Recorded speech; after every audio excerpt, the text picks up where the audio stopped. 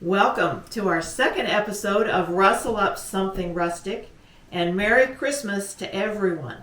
I decided that this time we're going to do a little cooking at the beginning, and then we'll move into the rug hooking room, and I'm going to show you something that was inspired by something vintage that I found in my parents' house. But first, I'm going to share with you a vintage recipe from my grandmother, Grandma Marks. Growing up, we always had our little family Christmas at our house, and then we would drive to Emporia and have Christmas with my grandmother. And she was a wonderful cook, and as I remember, her table was always filled with all kinds of food. We had two kinds of meats and potatoes and sides and salads and desserts. But you know what? The three things that I was most interested in as a child were green olives, deviled eggs, and her cheesy green beans. So what I'm going to share with you today is her cheesy green bean recipe that she said. This is probably from the early 1960s.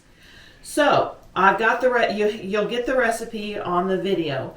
The recipe calls for 2 cans of French style green beans, drained, which is what I'm using. I'm going to do this exactly like the recipe. But if you don't have French style green beans, which are the thin sliced ones, you can just use cut green beans. That's fine.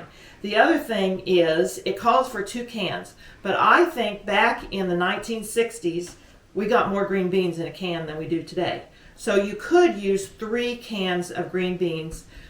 The main thing is you need to put them in a colander, and they need to be well drained. And I even let them sit there for a minute, and then you can kind of take your hands and press down just to get a little more juice out, but don't smash them. So they go into an 8x8 or a 9x9 square pan that's been sprayed with cooking spray. So that's what I have right here. Now on top of those, the recipe calls for a 1/4 of a cup of onion. And I've got a little more than a 1/4 of a cup. I just chopped up into half an onion.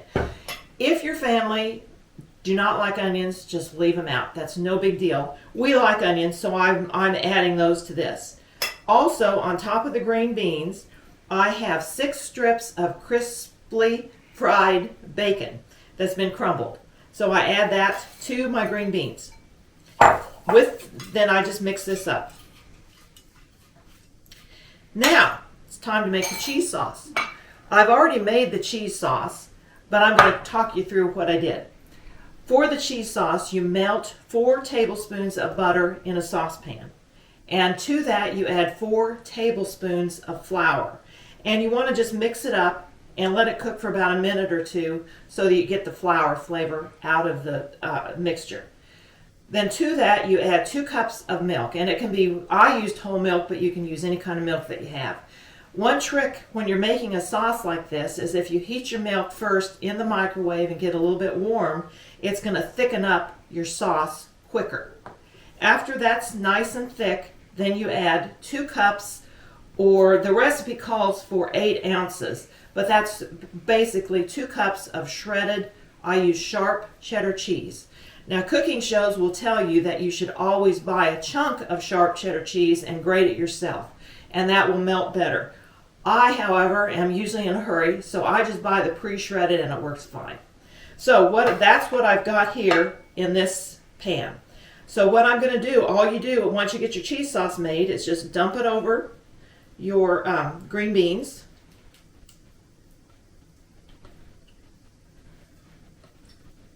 And then spread it out. And then on top of that, I have, the recipe calls for that's what I have, about a 1/2 cup of crushed crackers. And I just use saltines, but if you have like the round buttery crackers, any kind of crackers that you have that you like to use for a topping, just pour those over. This amount probably will serve about 6 to 8 people. And it goes into a 350 oven for about 40 to 50 minutes, depending on your oven.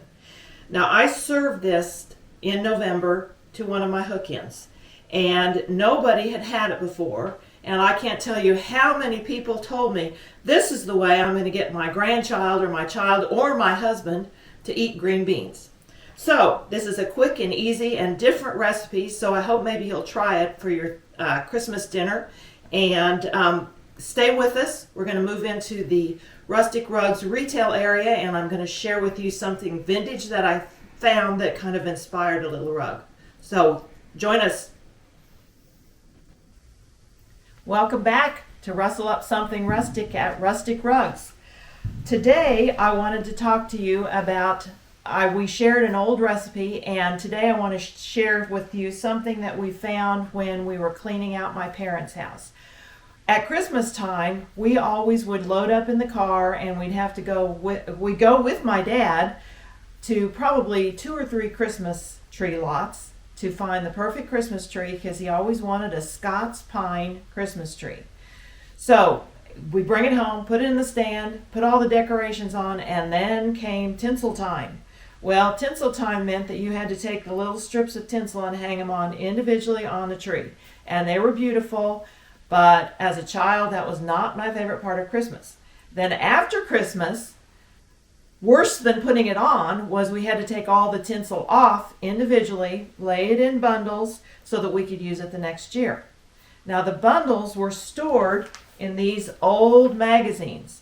The tinsel got lost, but I found a pile of old magazines that my mom had saved for whatever reason. And one thing I noticed was how big magazines were back then. But the second thing I noticed that kind of inspired me to do this rug, I looked through it and I was noticing how colors for Christmas have kind of changed. So I did a little mat with 3 Santas that are the same, right here.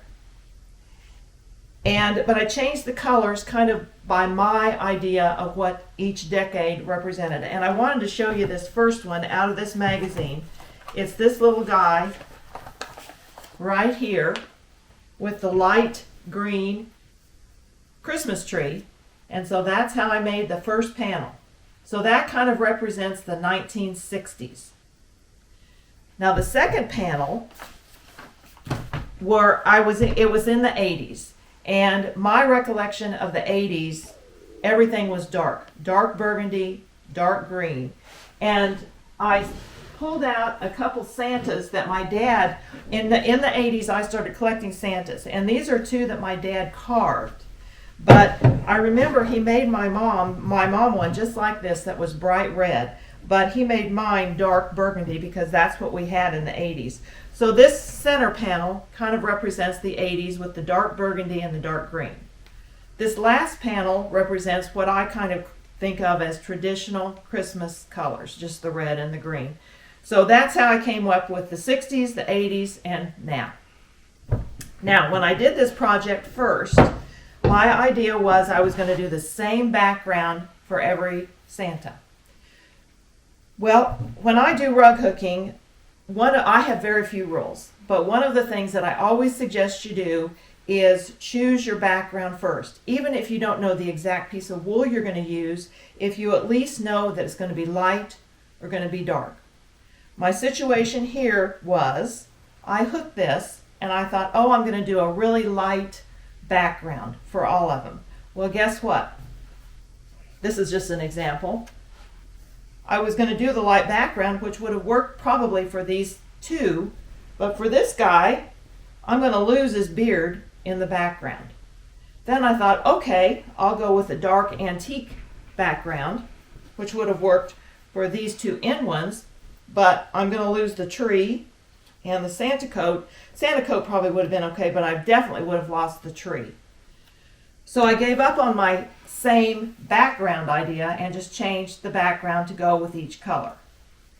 Now, if you get yourself in this situation, number 1, try not to, but if you get yourself in this situation, you can do 2 things. One thing is we called it at a camp, stitch in a ditch. But what you would do is, say you wanted to do a light background. With this, with his beard, you would take a piece of wool that was somewhat darker than this, maybe a few shades darker, but would still show up against your background.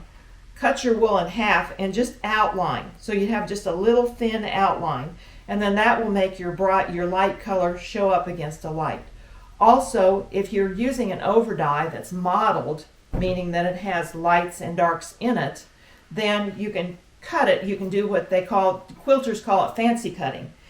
And that means that you would cut out the darkest part of that over die and use it against the lightest part of your motif in your rug.